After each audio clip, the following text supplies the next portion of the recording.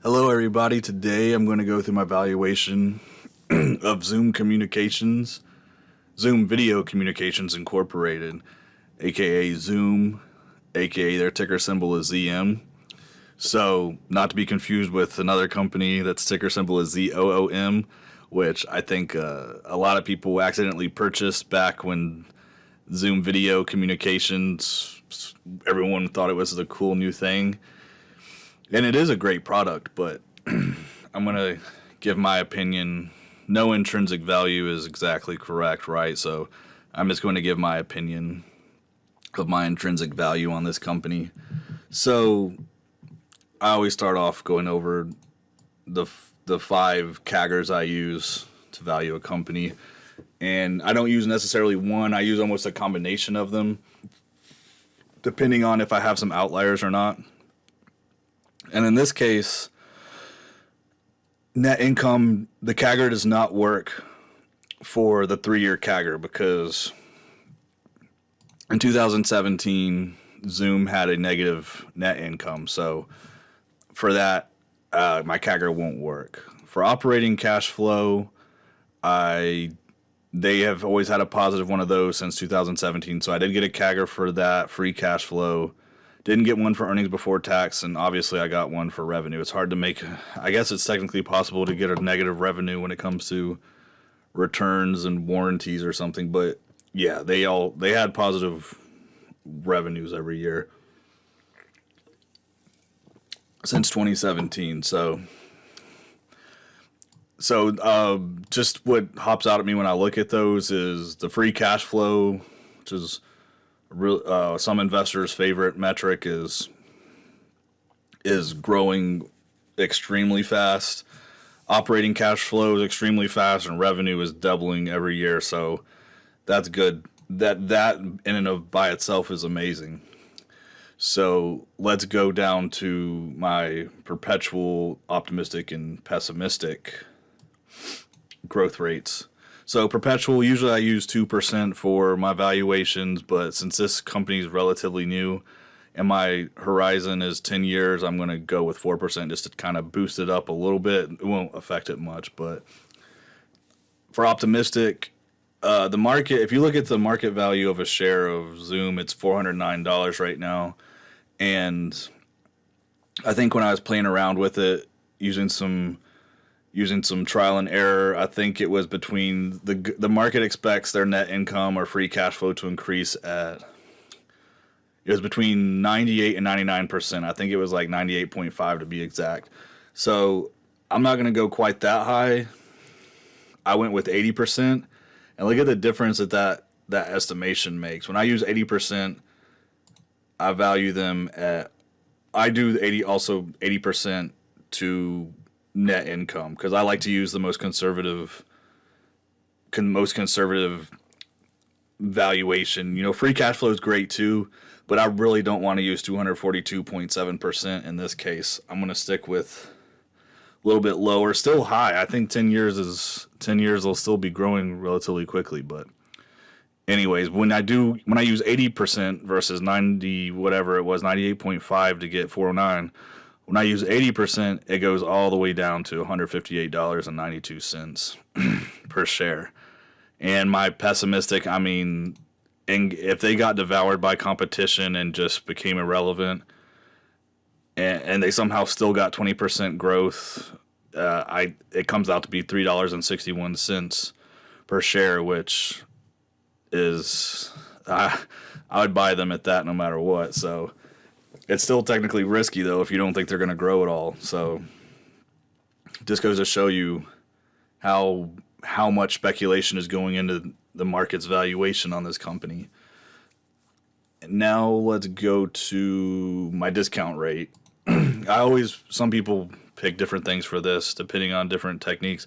I always use it as a hurdle rate of 12% because that's the average return of the market over the past 100 years, I believe. Okay, let's go down to the financial health ratios. This is an important part to look at.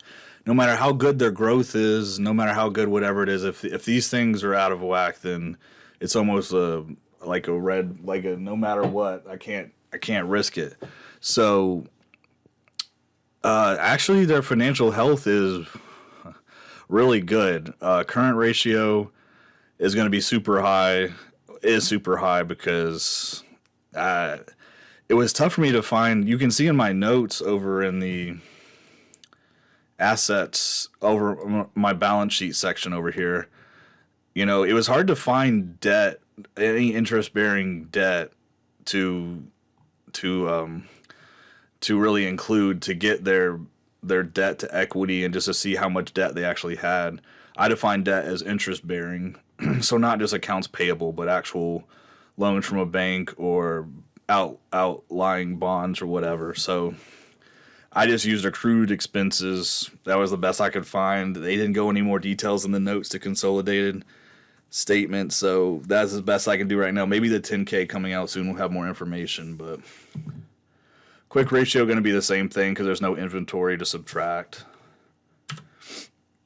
Tangible book value per share comes out to be $5.30. I went through the notes and they were pretty descriptive when it came to intangible assets and goodwill. So when it comes down to actual tangible assets, it's $5.30 per share, which is minuscule compared to the actual price, but it's something. Now, debt to equity, I'm not too confident in this just because of my debt that I've measured. I have no idea if it's even interest bearing or not. So if this is true, this is great.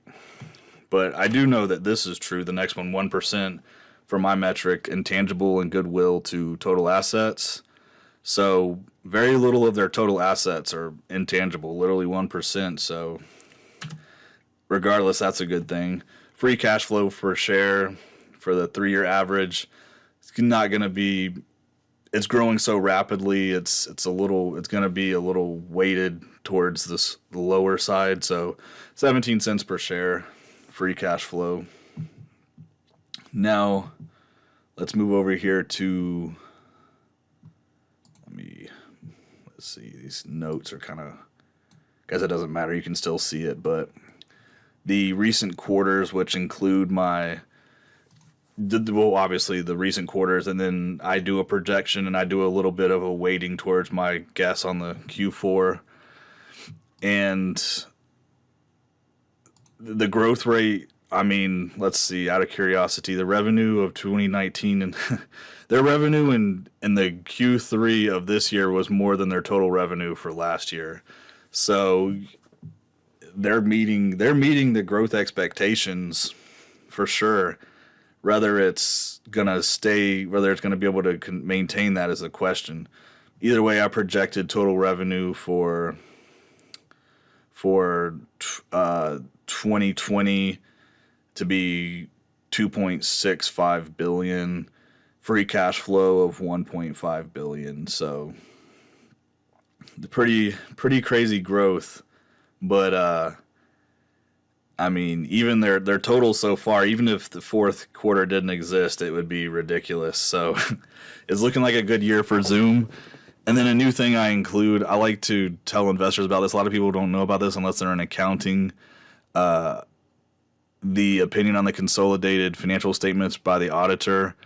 I just always check this out. You never know when, it's very rare, but with new companies, it's important to check that the auditor, I like for it to say an unqualified opinion, but sometimes it just says, in our opinion, the consolidated financial statements present fairly, in all material respects, their financial position. So it's always good to look for that. And Zoom, obviously, I have it right there. Their auditors approve. So yeah, so that's Zoom. If you all think my valuation on this is wrong, please let me know. Let me know if you can justify Zoom competing with Microsoft and Google and everyone, because that's my main concern when it comes to them. So thank you for watching.